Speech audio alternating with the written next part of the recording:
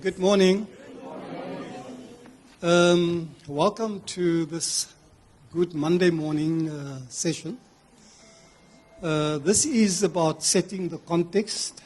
The theme for today is UWC in Context, a changing higher education landscape. And so this is about just understanding the big picture. My name is Larry Pokpas for the new faces, and I'll be your facilitator for the day. That's probably all that I'll do, is just make sure that everything runs smoothly. Just before we start, for those who don't know, the bathrooms are, if you exit on that side, on the right behind me, and emergency exits for those who might need it. On this side, there are several exits. So again, welcome. Years ago, when I started teaching at UWC in the 80s, late 80s, there was an article by Frederick Jamson on cognitive mapping. Now today we might think of cognitive mapping in the sense of wherever you go, you're guided by some technology like maybe Siri or GPS or whatever you might call it. And in Cape Town, we're often spoiled to have the mountain as a beacon. And so if you get lost, watch Zoe becomes How to Get Lost in Cape Town. Just look at the mountain.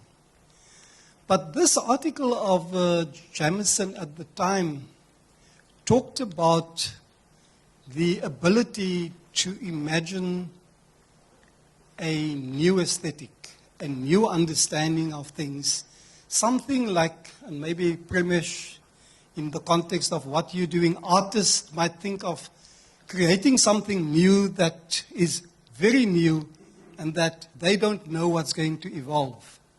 And obviously critics on the other side think they already know, so they're going to critique the unknown. Today we gathered here to just explore the terrain, the social terrain, the geopolitical terrain, the higher education landscape. And let's assume for a second that we don't know, even if we think we know. And we are calling on you as leaders in various spheres, various spaces, to help us think through those spaces. There is a saying about never give advice when you're not asked to give advice. Today, we ask you to give advice. You are invited. If you wonder why you're here, you've been invited to help us think through the space that we're currently in, and to think through the way forward, and to critique, if you think you're an expert, or just to reflect. And we've invited some key individuals whom we'll introduce later to give us a sense of their understanding of that landscape. To formally welcome you, we have the acting Vice-Chancellor, but formally also the DVC academic, Professor Vivian Levak, to do the formal welcome. Prof. Levak. Let's give a round of applause. Good morning. Thank you very much, Larry. I was hoping that we could be a little bit less formal, but hopefully when we get to the workshop part, you would be invited to take off your jackets and really get your hands dirty. I would like to acknowledge the following people here with us this morning. The CEO of the Human Sciences Research Council, no stranger to us, Professor Crane Sodin.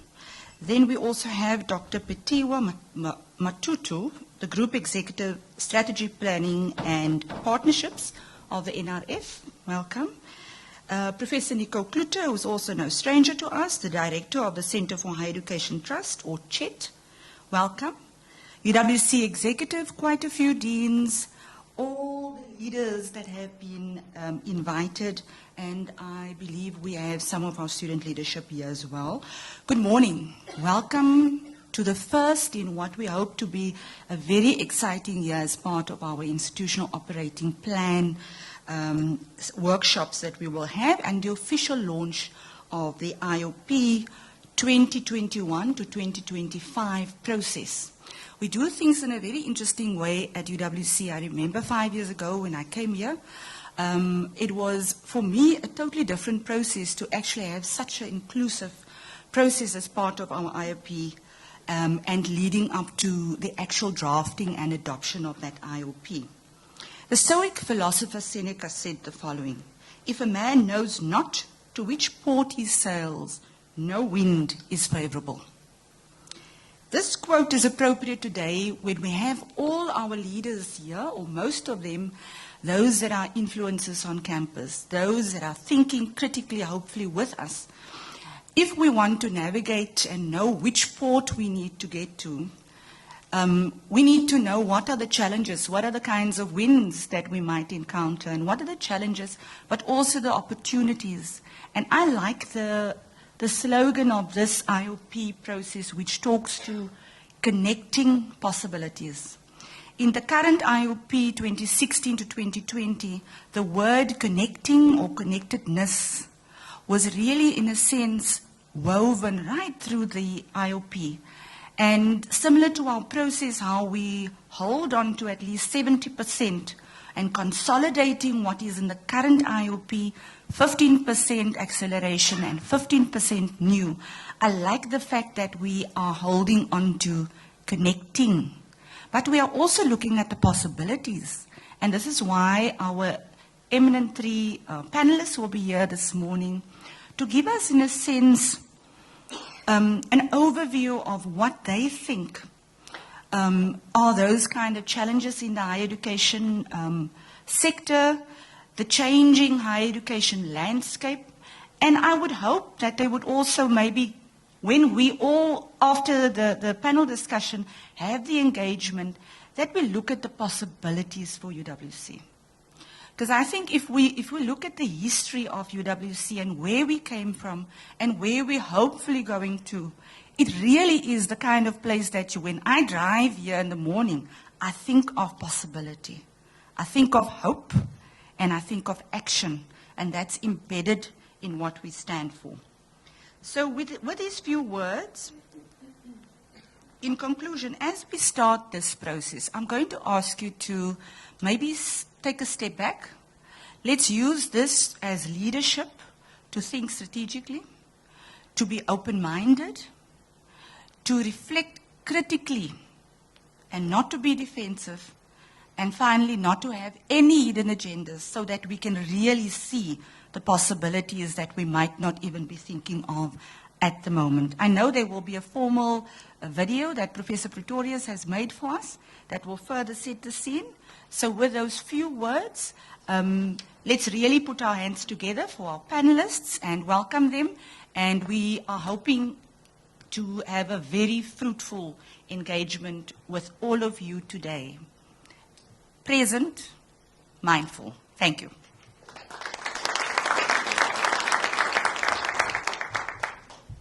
Thank you, Prof. Levok. Now, since this is heading towards an open discussion and workshop mode, just some of the formalities is that I'll refer to people on first name terms. So whoever you are, I hope I know your first name. Let me see if I know how technology works.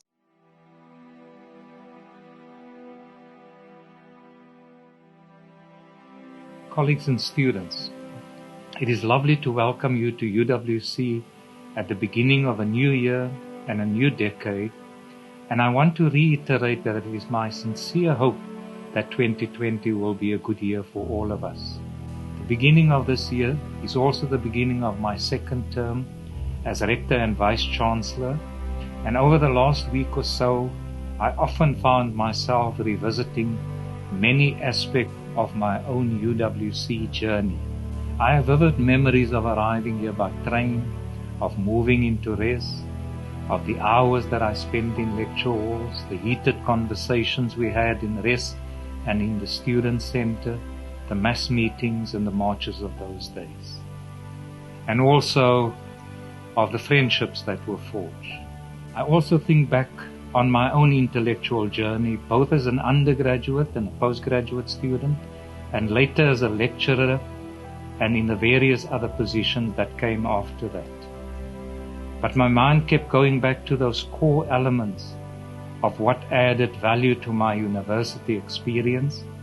And if I have to summarize it, it's probably things such as good friends and a feeling, a sense of belonging, of lecturers who were able to inspire us, who challenged our thinking, but who also cared enough to spend the necessary time to unlock difficult concepts, of supervisors who provided guidance, sparked curiosity, and unlocked the world of research and intellectual engagement. My working and student experiences at other universities broadened my perspectives, but has also given me greater appreciation of the treasure that we have in UWC. These memories are part of why I am particularly excited about 2020. In addition to all our normal activities, this year is extra special. Not only will we be celebrating UWC's 60th anniversary, but we will also embark on a university-wide process of developing our new institutional operating plan. The year promises to be exciting, and from the outset I want to encourage you to get involved in both the 60th celebrations and the development of the new IOP. For those who are new to the university, the Institutional Operating Plan, or the IOP as we refer to it, is a document that we develop every 5 years. The IOP is UWC's strategic framework document that is informed by our mission, our vision, and our values. It guides our strategic efforts, articulating key goals and supporting strategies, and it is very special that the 60th anniversary and the development of a new IOP coincide. This coming together allows us to reflect on our understanding of our past as a crucial element of reimagining and planning for our future. The current IOP has served us well, and we have made significant strides towards achieving the goals we set for ourselves. We will use 2020 to reflect on our achievements to date, to set priorities for the year, and to plan for the next 5-year IOP period. The IOP must provide a shared sense of direction for the period 2021 to 2025, safeguarding and growing our university for future generations. The process of developing the new IOP will be inclusive, and it will involve various engagements such as task teams, workshops, panel discussions, faculty conversations, student engagements, surveys, and much more. An online portal will also support the process, and I really encourage you to participate. Join the conversations, take part in the discussions, and complete the surveys. Use the opportunity to make your voice heard. We are UWC, so let's do this together. All the best for the new year, and I look forward to meeting you in the various spaces and engagements.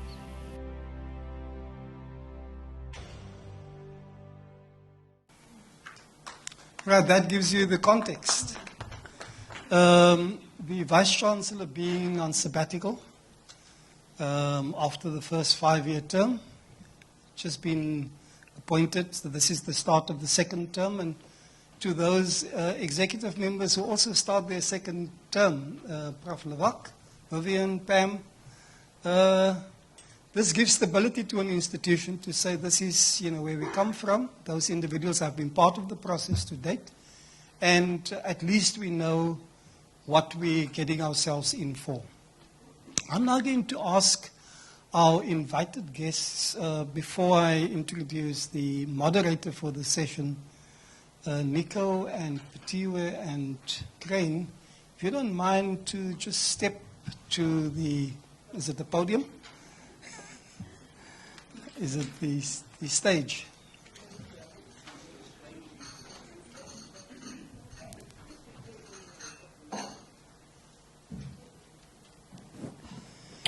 and they need no introduction. I'm going to ask somebody else to introduce them, but just to say that these are familiar faces at UWC. I'm going to call on the substantive founding director of the Center for Humanities Research, Primesh Lalu, to moderate this session.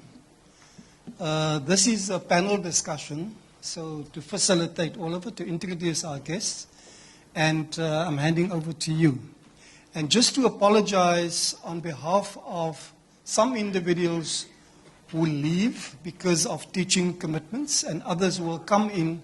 This is no disrespect to what's happening here, it's just that people have commitments, and this has been a notice or an invitation to you at very short notice. Thank you very much, Larry. These days I don't think of myself as a former director, but as a liberated director. So thank you, colleagues, and welcome to this very, very important inaugural moment of the IOP process. I want to very briefly, by way of introduction, suggest that we think very carefully about the context in which we set to work today. Much has changed in the higher education landscape since the IOP process 5 years ago. A massive shift in the global milieu in which higher education today functions is worthy of consideration, necessary to grapple with and grasp, particularly insofar as it has severe repercussions for national formations of higher education. And here I want to point particularly to two recent circumstances in higher education that has really sent some shivers and worries through the higher education system globally.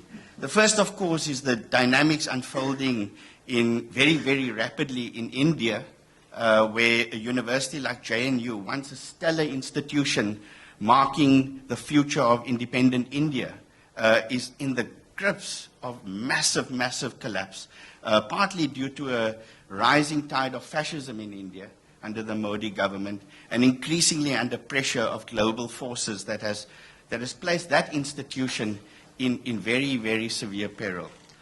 Similarly, when one thinks about what's happening in Latin America, particularly at institutions in Argentina, where recently a colleague of mine, Gisela, was pointing to the very dangerous set of circumstances that's beginning to take hold in Latin America, where you have an older punitive form of the university converging with a very dynamic entrepreneurial sensibility, and the confluence of those two forces, unfortunately, are producing unprecedented effects in higher education. And so we are faced in South Africa with a similar set of questions of how we think of ourselves, not only within the local, within the specificities of the immediate, but also what it might mean to think the university again in its global ambitions and desires. Now, in South Africa, I should say that the university, and I'm going to be very cryptic in this formulation, is trapped between two very, very unfortunate political formations. One is a sclerotic liberalism, and I'm going to put it as frankly as that. And that sclerotic liberalism has meant that the university, in some sense, is unable to think of its future. It's unable to adapt to changing circumstances. And so we find huge pressures foisted upon the university through this inherited sclerotic liberalism that does not want to shake and change the possibilities for the future. And at the same time, we have an inherited speculative leftism, one that has always held to a concept of freedom in one form or the other.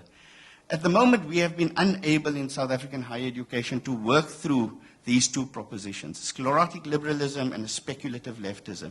And I suggest that perhaps it is time, through processes like this IOP, and through the great insights that we might work through in the next session, that we might begin to think about what futures lie ahead for the university.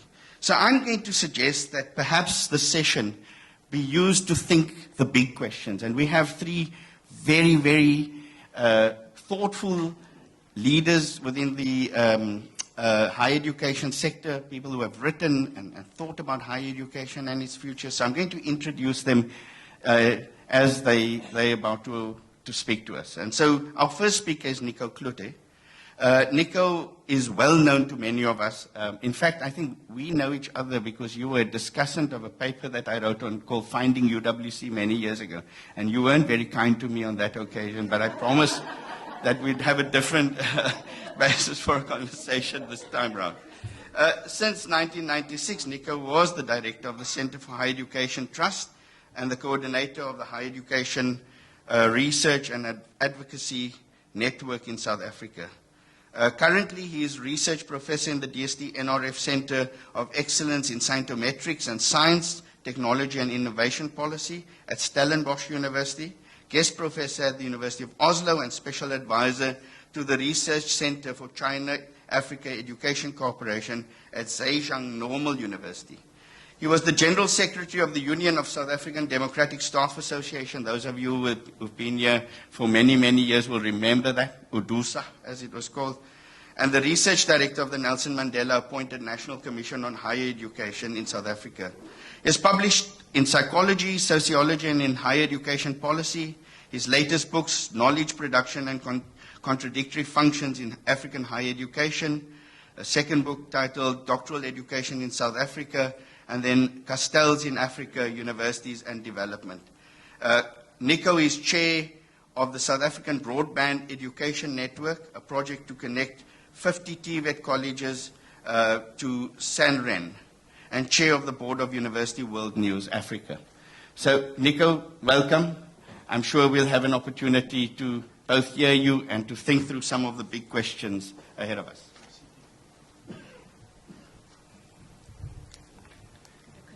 Because you were unkind to Pramesh, we can always put the wrong presentation on the screen. There's yours. While she's doing this, in terms of the context, suddenly made me think back when you... my association with UWC goes back a long way. I hope that it started in some sense, and I hope she's not going to complain again. But Tiwe was my first-year student in Transkei. Then I got deported and university got closed and she lost a year of her life. And she's forever telling me that she's trying to catch up. But the fact that she's sitting here today shows you she's long caught up. But then, being a freelancer, Jake Schervel recruited me. In those days, the Vice-Chancellor could almost get away with appointing somebody without going through a big selection committee. But they didn't need to, because I had a huge fallout with Jakes over the issue of Afrikaans. I refused to teach Afrikaans to black kids, psychology in Afrikaans. I said, there's no such thing, although that's what they taught me at Stellenbosch. And we decided to part ways. And at that same time, the current chair, the leader of the institution, Tyrone, was in the psychology department.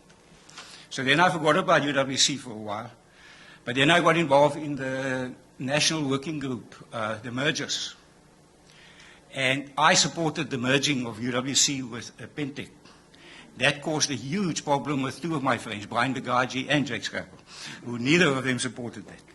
So, and I still, if you want to think your future and your past, the two most successful mergers in that whole process was the merger of Rao with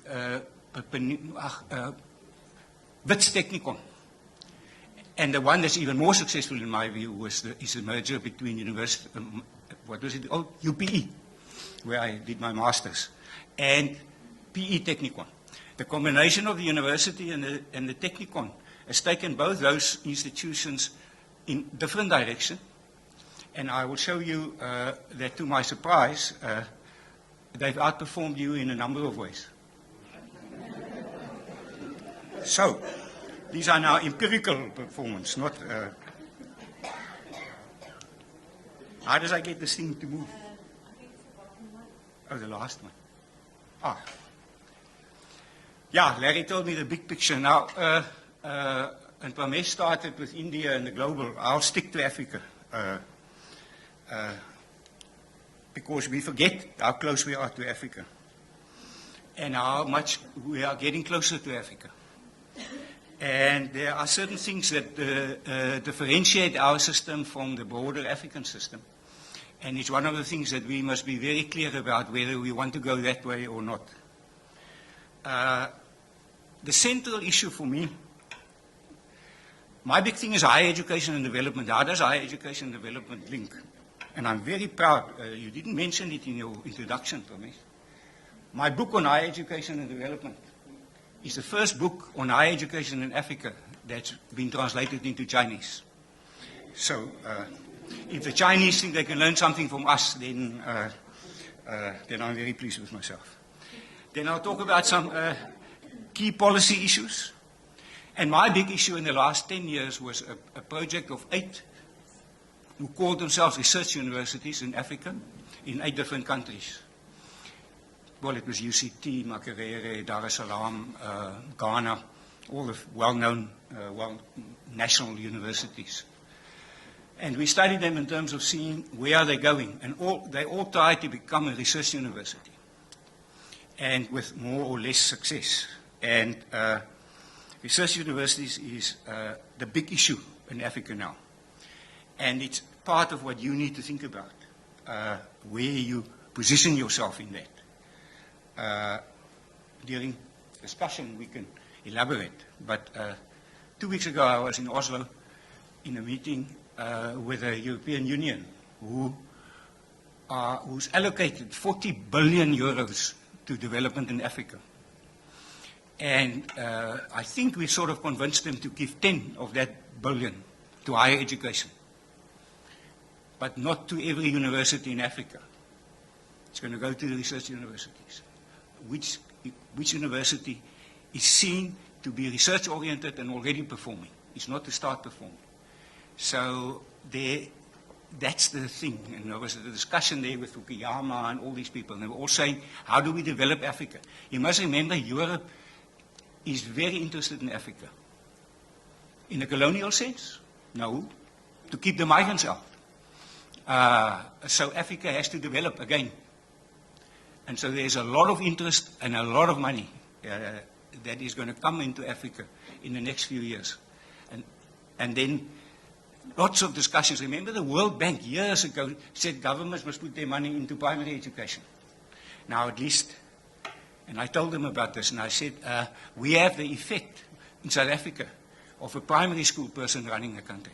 And we think we must go for higher education, particularly for research universities. So, we're in Africa, the fastest growing continent. It's a huge opportunity and it's a huge problem. But if any one of you don't have a job in your lifetime, then it means there's a problem with policy. Because there is a huge need for higher education and for academics in Africa. Whether we're going to respond to it and how is another question. Our friend Castells, who actually gave this one big lecture here on the 4 functions of the university, talks about the issue that the university has got a social function, socializing the population, helping to form the state, but being also critical of the state. The next issue is to select the elite and socialize the elite. And then thirdly is training, high-skilled training, and fourthly is knowledge production. And of course, all universities, only a few very big and very rich universities can do all 4. Most universities and most systems has to differentiate and specialize. So one of the questions is, where are you on this? Where are you on the socializing students to become part of the state, of a new African state? Or are you going to go for research and knowledge production and say, let's leave the other lot? Or are you going to focus on training? And then, of course, there's always the question of the elite. But the big issue of higher education and development centers around two simple but two obvious things: massification and differentiation. Virtually every single developing country and successful developed country have done 2 things in the knowledge economy. You've got to increase the number of people in higher education, it's got skills, and you've got to differentiate. You've got to have some that produce knowledge and do things that other things don't do. You can't have massification and everybody is on the top. Or like we have in a lot of African countries, everybody is in university and everybody is at the bottom. How do you drive that agenda, and where does UWC fit into that? I'm not going to. Can this pointer work? Not. Is it the middle one? Oops. This is just. There's a horrendous, you can almost say, correlation, and we know correlation doesn't explain something, but there's a correlation between the South Korea, Finland, and the USA in terms of participation. South Korea has got nearly 100%. They're now down to about 95%. And an innovation economy. And then at the bottom end, our African countries who have got participation rates of 5%, or now some of them 8%, 9%. And of course, differentiation. So, but those, it's just a sharp distinction of showing how the world is organized. And we must remember with South Korea, in 1948, when we got the Nats, they had a war. And then they ran out of their last bit of iron ore in 1951. And they decided education was the thing. And then our GDP was almost 4 times more than theirs, and now their GDP is almost 4 times more than ours. And the only thing that separates it is the change in economic model. From digging in the ground and trying to send the stuff overseas, or spending on education. But yesterday I was fiddling with these slides, and my wife said, "Are you not, on Women's Day, are you not going to say anything about women to those UWC people?" So I phoned my old friend Bunting and everything, and by late afternoon, we got a very interesting set of statistics together here. And that is that our participation rate has increased faster than what we thought. It was around about 15% when Asima was in charge, and it stuck there between 15 and 20%. What has driven it up is also the post-school system, which I will, but the post-school system is very problematic of what is now higher education and what is not. But the really interesting thing is, and my chaps couldn't put the actual figures on the slide. Black women is the majority in higher education. Women in general. They are growing at the exponential rate faster than the men.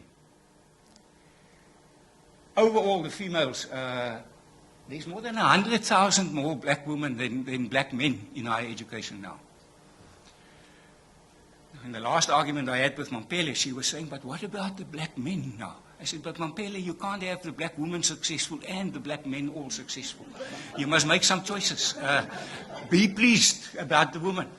So I'm going to talk to Safas in a week and see how we link this to the school system.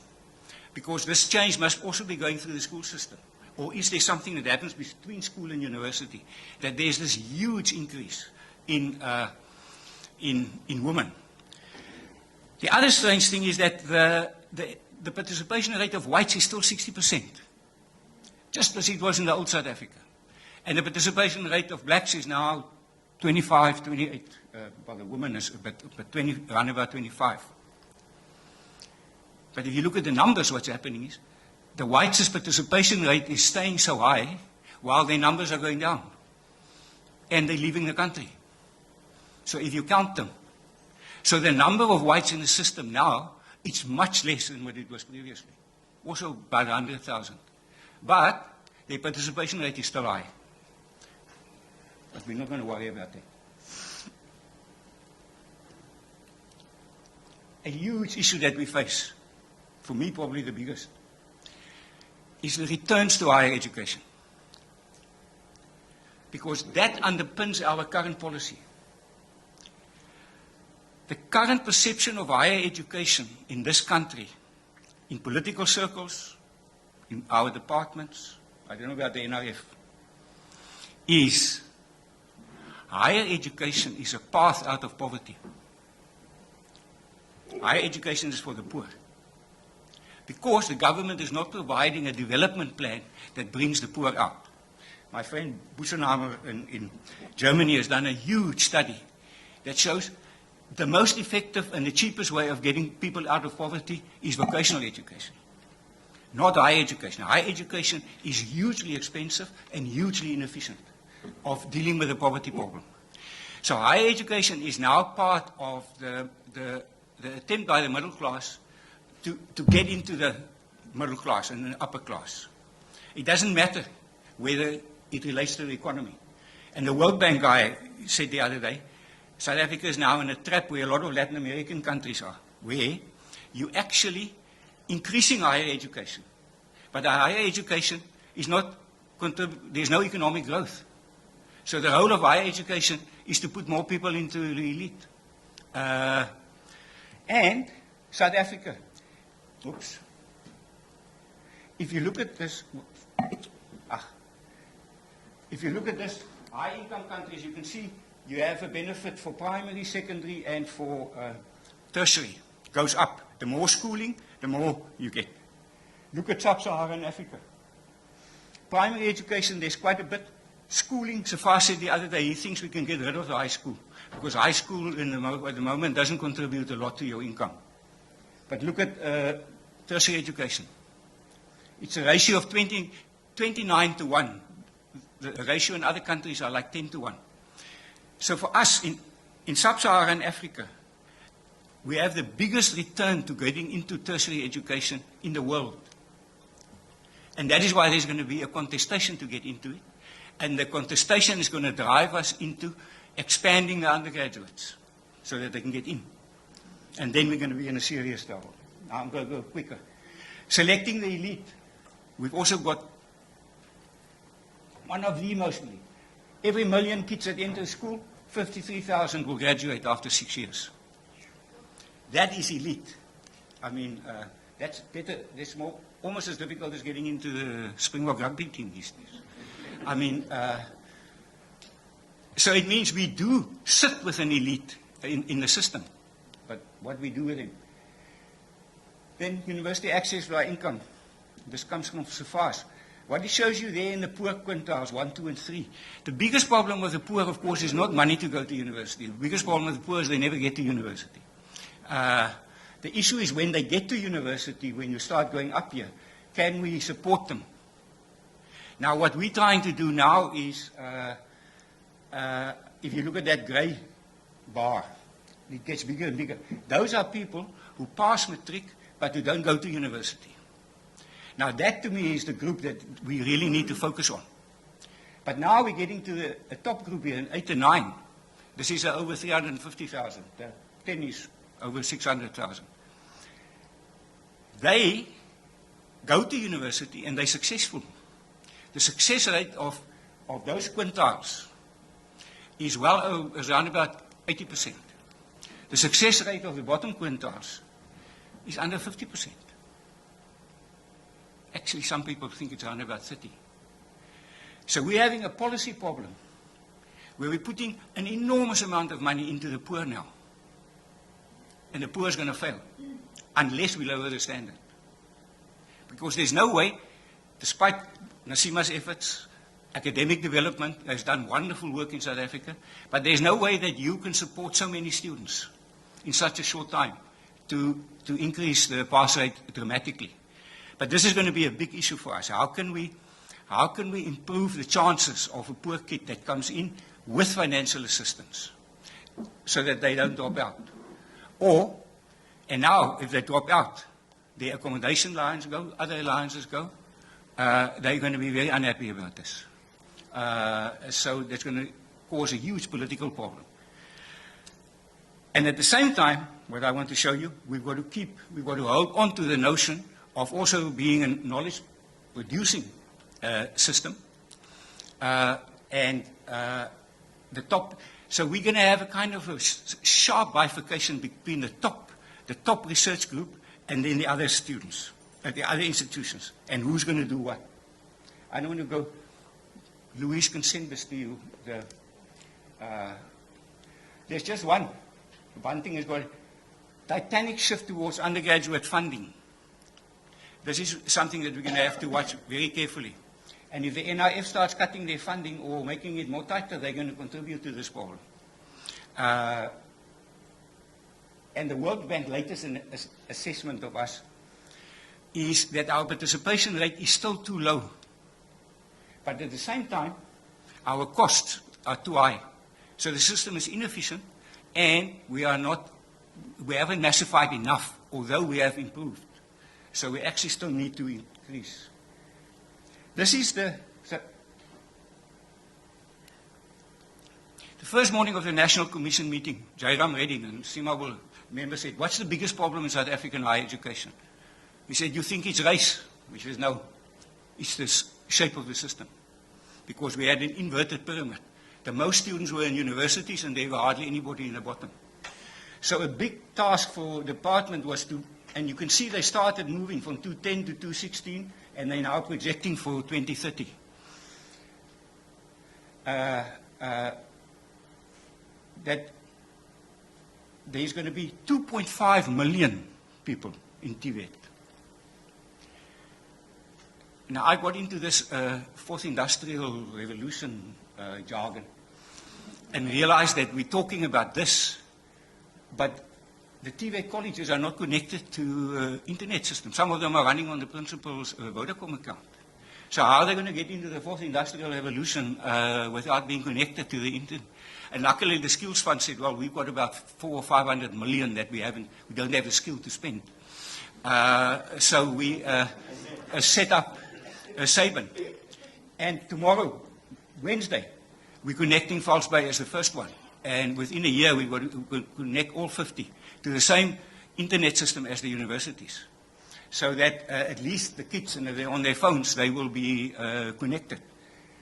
But the quality of that, and the money, this is going to be a huge thing. And there's a new paper coming out from DED, which I've seen glimpses of.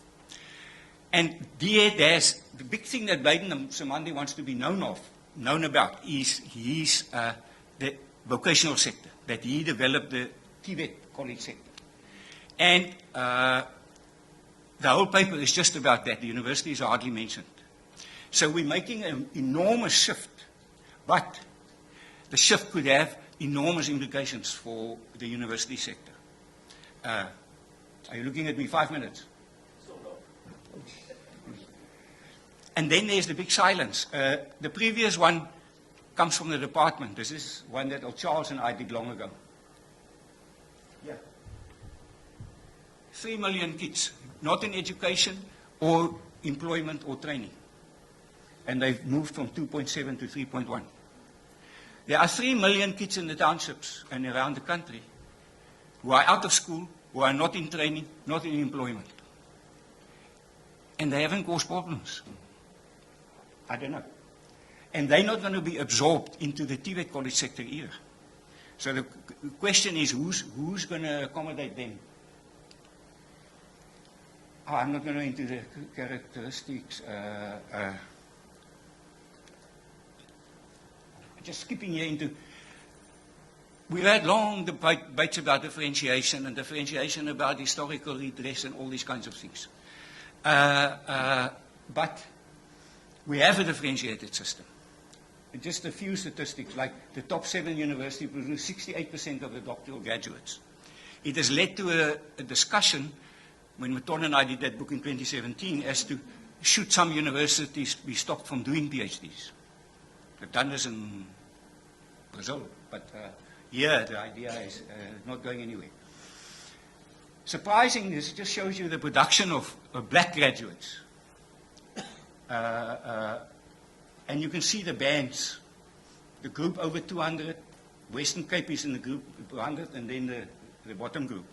So this is just a statistic. But now what comes in there, and those black graduates, is that these black graduates are not all from South Africa.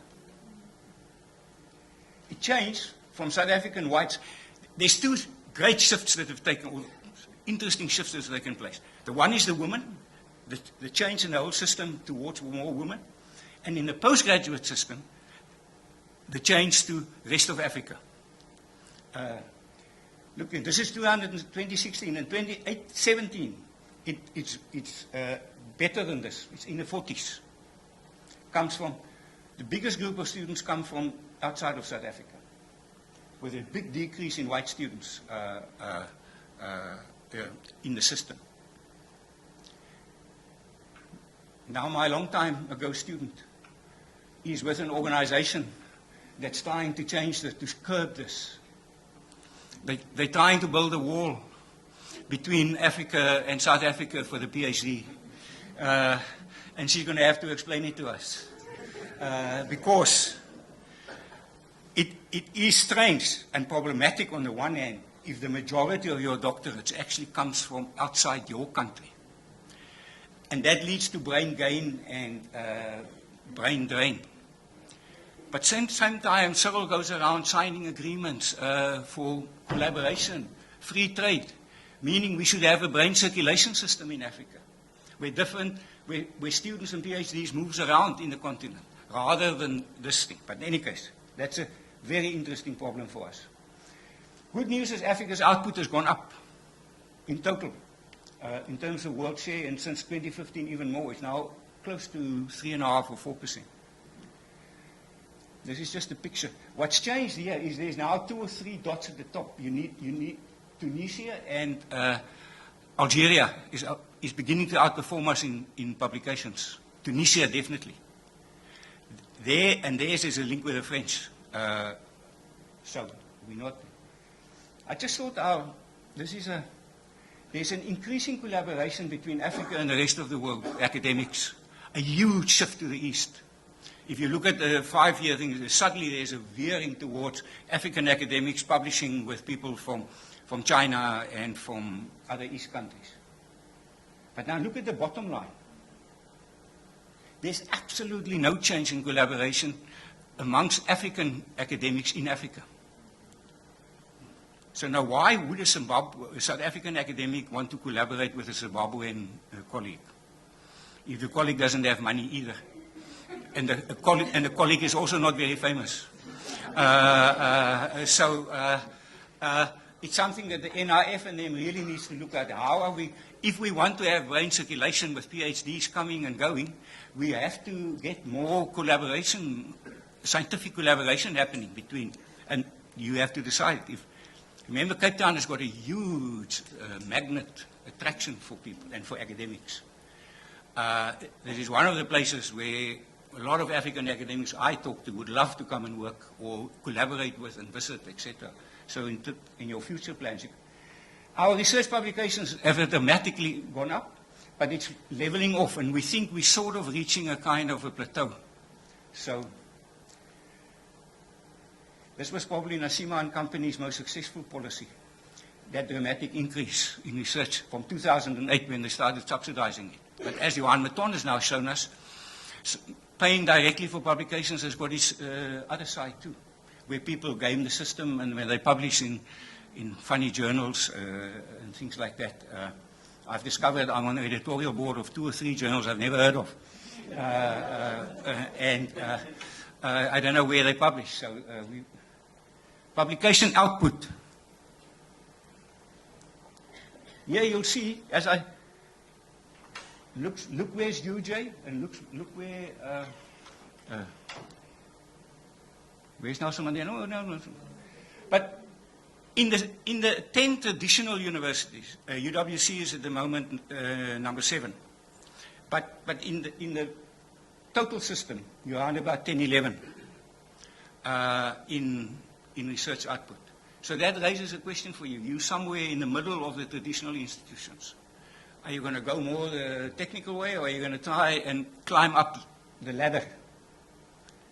Now I'm not going to discuss this. We've done a case study for the leadership, and we're having a big discussion with them about this. My sort of almost last thing. I'm finished with transformation. That's why I close check. That word transformation must be banned in South Africa. It is a word that has stopped us from actually measuring and assessing change. Because you never transformed. And you never want to say, when will you be transformed? We've looked at all the universities' plans. The targets for transformation is a total mess and mostly absent. Interestingly, there still are some institutions who've got targets for staff. They've all abandoned targets for students. Because the students is now somewhat what they should be. So we're moving at this Center for Science, to a notion of the health of the system. Now, the difference between health and transformation is in health, you need indicators. That's what my medical wife tells me. And you need to say, if you're performing at this level, you're doing okay. And if you're not performing at this level, you're not doing okay. So we've got a big international project going now. And strangely, everybody that I've talked to is interested in this. Everybody is tired of thousands of indicators, which says it's more or less. And here you can see that, and Stellenbosch is not number one because they've given me a job over 70. Actually, in the latest one, UP is, of all institutions, actually the best performing. Final political point.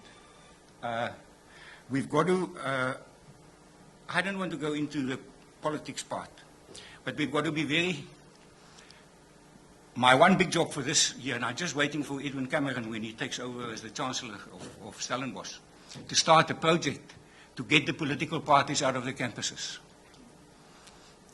This has happened in all African countries. The political parties camp in the campuses with student bodies in front, and the contestation in society they bring into the university and they bugger up the university. And that is the simple story of places like my friend Walter Kamba, Zimbabwe, what happened to him there. So students must be involved in politics, but you must not have political parties on the campus. And where you have elections and they say the EFF got 10% or 11% of the vote, etc. What kind of thing is this? The big thing that we can learn from my 10 years in Africa is that we've got a system that's different, differentiated, and it's got a postgraduate component. That's, in most of these other universities, undergraduates make about 90% of the student body. We are aiming for 15%. Places like UCT and Stellenbosch and them are now down to about 65%, meaning 30% of the student body is postgraduate. But we also have a lot of institutions where undergraduate is 90%. So we're going to have to look at that. Yeah. Oh, I thought I'll just remember my old friend Blade.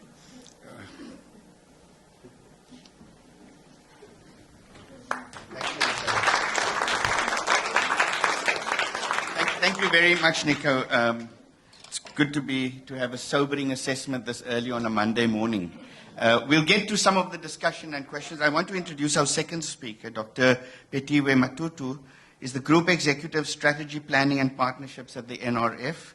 She has a PhD in mathematics from the University of Cape Town and spent 16 years in academia at various institutions, including Rhodes, Stellenbosch, and UCT. She worked at the Department of Science and Technology for 9 years, where she was Chief Director, Human Capital and Science Promotion, overseeing human capital development-related entities, the drafting of legislation and guiding of documentations and the implementation of HCD and SP programs. In August 2017, she joined the National Research Foundation as a group executive for strategy, planning, and partnerships, and she's a former student of Nikhil Cloutier.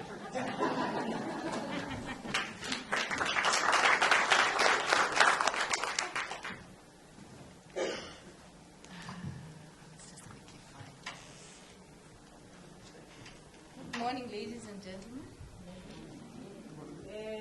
It's so difficult to follow Nico and his jokes. So in this particular instance, he doesn't mention the full story. We were students at the University of Transkei during first year. The following year, when I was in my second year, he was deported by the Matanzima regime. And we toitoed the whole year. There were 4 of them as academics. We toitoed the whole year for our lecturers to come back. Then I get to meet Nico much later. I think I was at the DST at the time. I can't remember which event it was, and I said, you know what? Hearing you speak today, I understand why Matanzima deported me.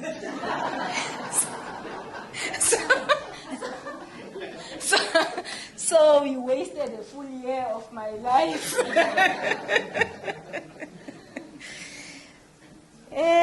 I will focus on the changes that we've had within the National Research Foundation, more than the systemic ones. I'll just touch on the systemic ones where they have a bearing on what I have to say. Thank you very much for the invitation. I'm quite grateful for having been invited here. We, over the past year, developed the Vision 2030 for the NRF, which was quite a difficult exercise. As you know, at a national level, there's this national plan for higher education, which has not been completed yet, or at least at the time when we were developing the Vision 2030, it was not done. The National Plan on Post-School Education. We will also recall that the Department of Science and Innovation is in the process of developing the 10-year or the decadal plan. It is not complete yet, and we will recall that government every 5 years develops a 5-year plan or process, which we call the medium-term strategic framework, where it breaks down their Vision 2030, the National Development Plan. That has just been completed now. So we've had to work with these documents, which are half-baked, and make sure that we develop the Vision 2030. I would say that we are at the tail end of that. So, where's the pointer part? The top one. That is moving it. Oh, let's see. I need to go up now. Yeah. That back. No. Oh. Oh, this is the pointer. Oh, okay. So these are the key elements, or at least lens through which we look at our Vision 2030. Nico has mentioned that we should get rid of transformation. We have it as quite an important lens that we use in doing everything that we do. Impact is the second one. Excellence is a third element, and sustainability. This is just to talk to the cover page of the Vision 2030. And we call these the TIES, T-I-E-S, to just remember the key areas of focus in whatever we do within the National Research Foundation. So I will start with our mandate, which has changed. Last year, in the very same way that you have this year, we were finishing 20 years. So the development of the strategy coincided with our 20 years of existence as the NRF. And you know that before that, there was the CSD, there was the FRD. However, combined, that was a 20-year milestone. And similarly, government also was completing 25 years. So it was an important milestone within the government element. So our Vision 2030 coincided with the change of our mandate, where there were additional elements in the mandate.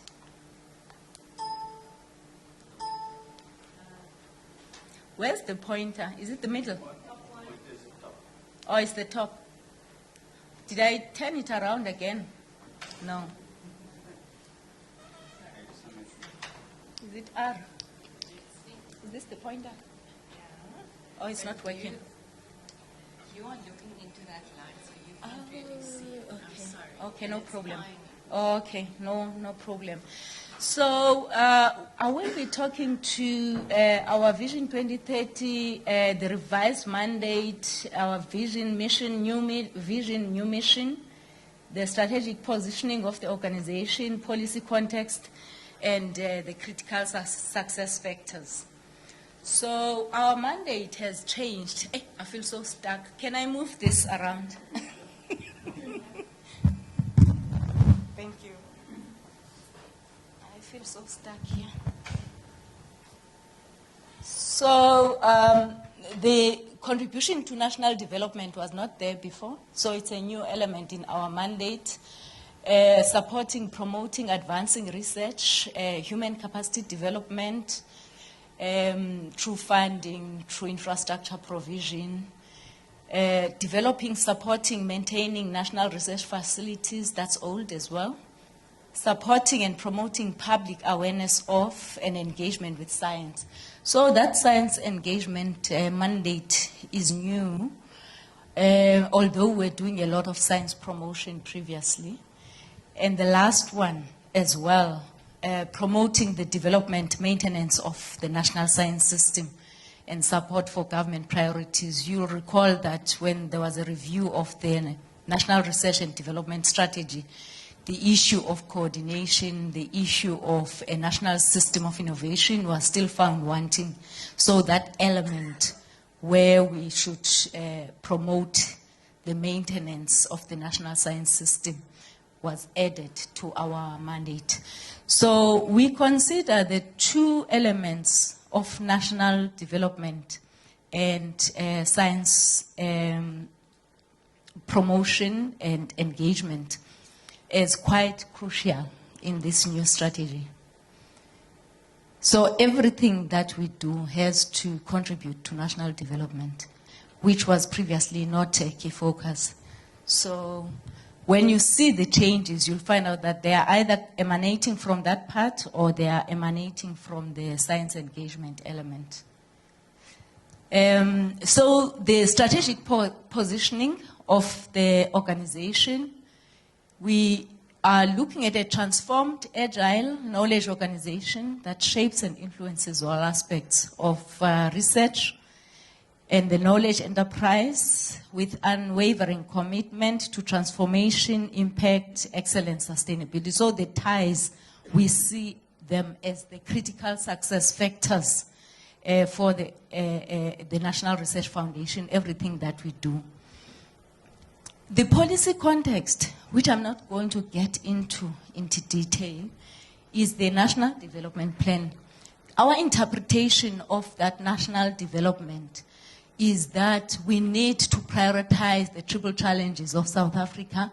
We need to prioritize the elements, the big issues which have been raised within the National Development Plan, and recognizing that there will be areas where we are strong and there will be areas where we are weak, and we're not going to be doing everything. So there needs to be prioritization in that sense. The white paper for science, technology, innovation also has informed our choices that we have made, and you will be aware that it still prioritizes a whole lot of things that we have in the mandate that I spoke to you about, and it adds innovation to it. And you will see how we treat innovation within this context, knowing that it is our secondary mandate more than our primary mandate, as the NRF TIA has that as the primary mandate. The white paper for post-school education and training, we are familiar with that. All issues of transformation are still there. A program for transformation of higher education, also we've taken that into account. The medium-term strategic framework, which was under the development at the time, has got about 6 priorities, which we will take into account. STISA, which is our SADC science strategy, AU's agenda, the SDGs. All these are priorities which are competing. And as we go through the Vision 2030, I will highlight how we have taken them into account.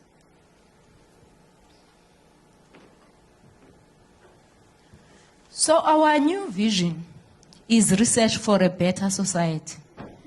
Research for a better society, where we are having knowledge research, which are at the epicenter of national development, a knowledge and research enterprise whose products and effects bring about impact across several dimensions.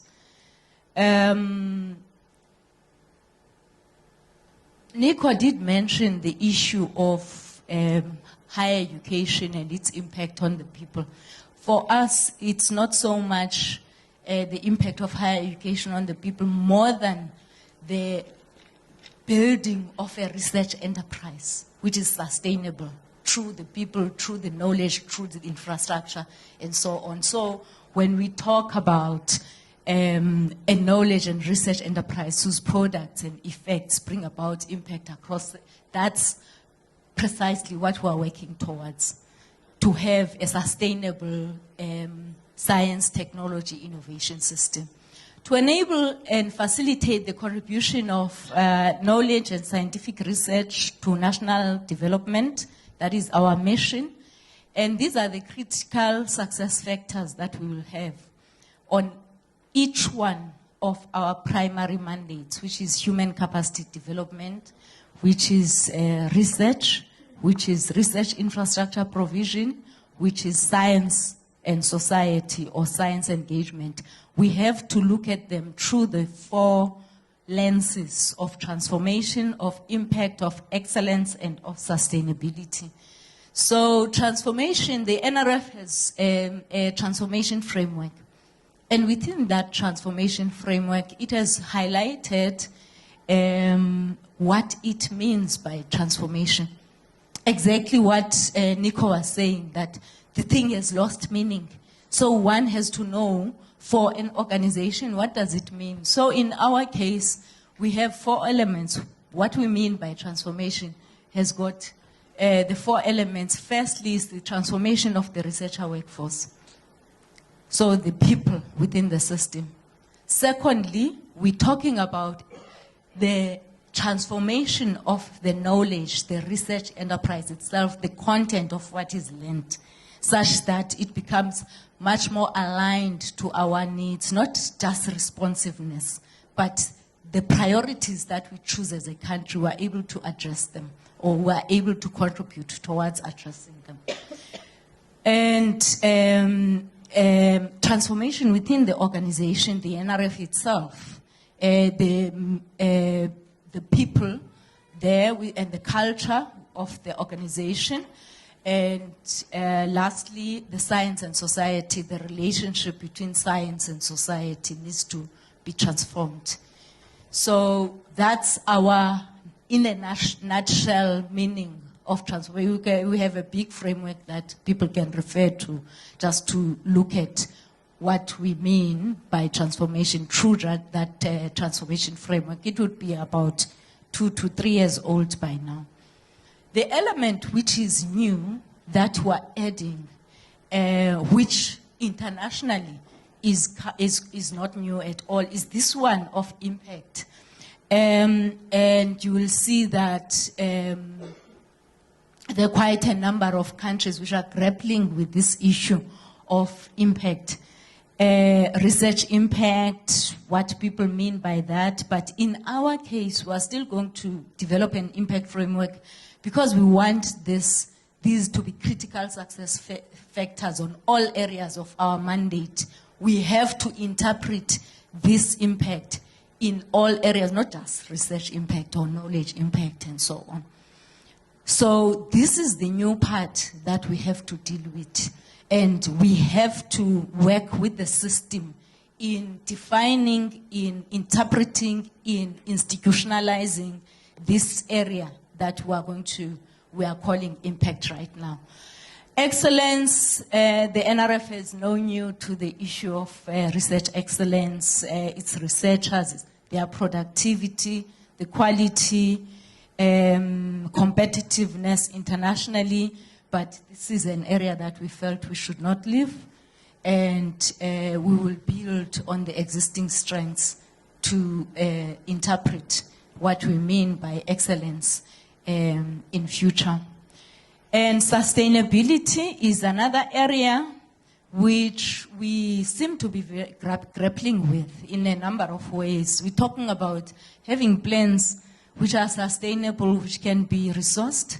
We're talking about, when we talk about people, for instance, or we talk about human capacity development, understanding that we need to subdivide our human capacity development pipeline into students, into early career researchers, into established researchers, and be in a position to invest in a sustainable way so that the system can sustain itself as we go along as the system. And similarly with infrastructure provision, when we fund new infrastructure or when we develop new infrastructure, we should have a clear sustainability plan up to the decommissioning of the infrastructure that we're talking about. So the issue of sustainability in all areas of our mandate is important and is an area that we're going to be focusing on.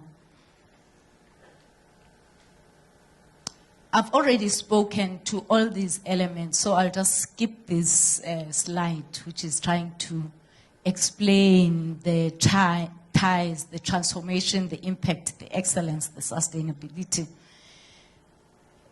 So we're looking at the Vision 2030, looking at the 6 pillars within the organization, but today I will just focus on the 4 pillars.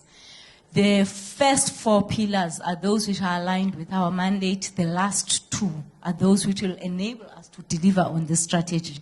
So, on this vision. The people, the research enterprise, the research infrastructure, relationship between science and society, and the organization. We want to be what needs to change within the organization and what needs to change within our resourcing. So I'll just focus on the top 4, which will have a bearing on the organization, the higher education sector.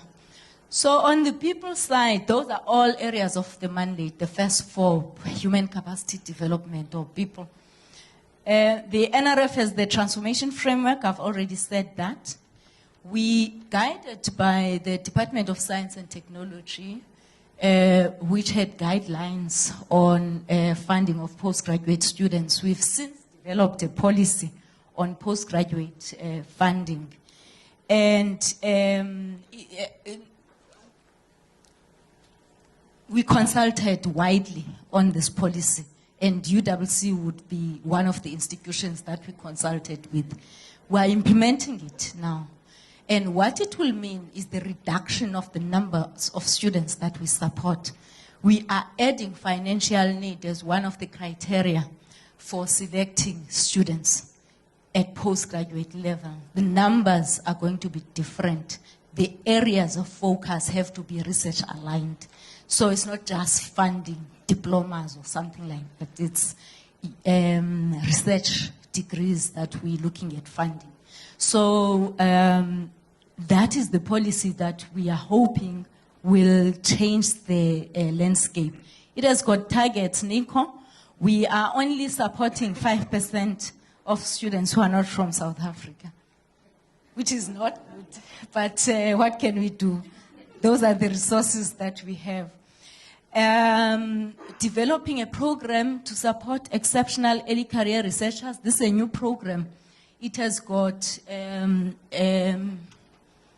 a structure which is supposed to be long-term. For a change, we've been supporting a lot of emerging researchers poorly over a period of years. We're not getting any traction in terms of getting them to be top or leading researchers. Now we're looking at a program which is much more long-term, which would do this kind of thing. And this is all to ensure that we retain the best and at the same time we develop the best within our system. And the presentation around that would be for another day. Otherwise it would take its own, long term.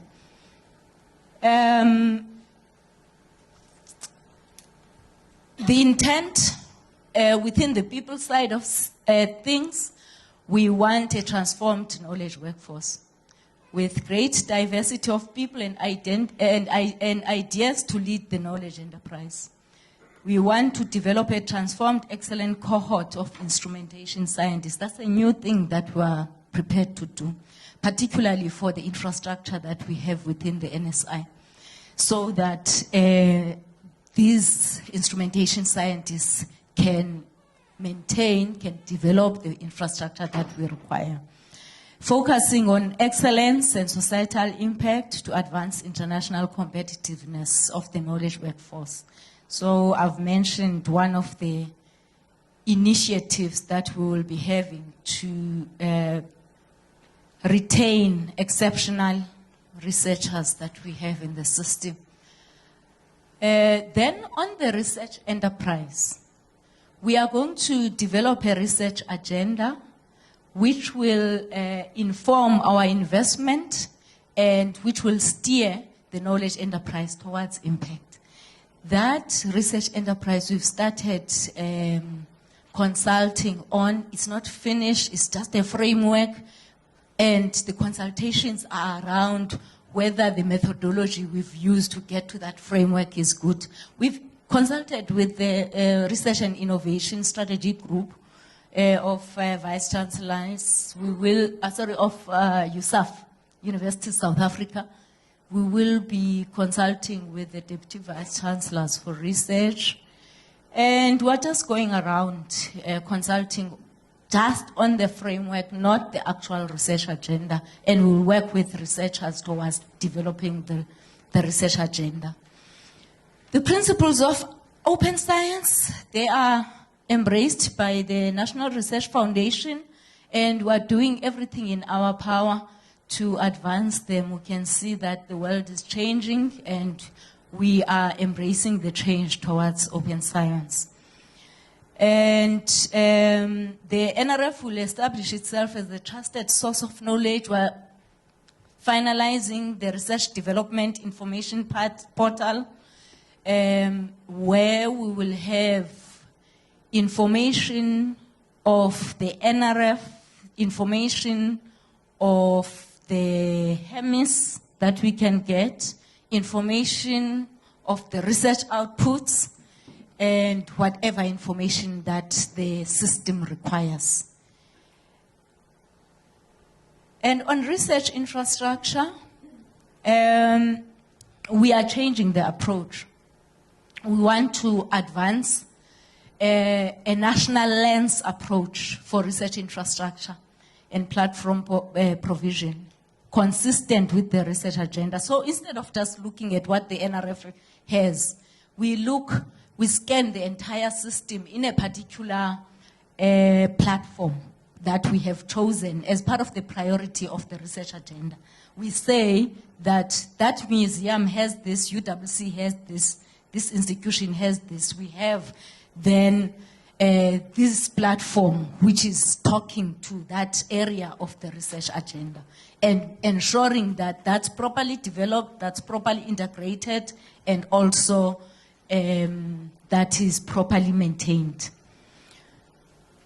Now we would like to add, when you look at our infrastructure, it's natural sciences largely. Now we want a domain balance where the humanities and social sciences are balanced, and the nature of what we call research infrastructure, it embraces the areas of research within the humanities and social science. So that is another new area. And I've spoken about the platform approach that we have looked at. And the relationship between science and society. So previously we have focused on science promotion. Within that context of science promotion, we are looking now at using the NRF. This is what the DSI has required. To have a science engagement management information system for the entire system, where people will throw in their data and we will keep that data for the entire system. So we need to then develop our organization to be fit for this purpose that we're talking about. And secondly, we know that engaged research is an area which talks to inclusivity. So when you get the people, the policymakers, you get the general types of publics involved in the research enterprise, from identifying what needs to be the needs, to being part of the process, up to the dissemination of the results. This is a new area that we are going to be focusing on, rather than disseminating information after the fact. So that is an area that we are going to focus on. We are going to embed engaged research in our activities and our processes. And we want to be a significant player in the discourse of international engagement and also impact. And then we have the last two, which I can skip, the resourcing of the organization, or of our mandate, and the organization that we want to be. Thank you.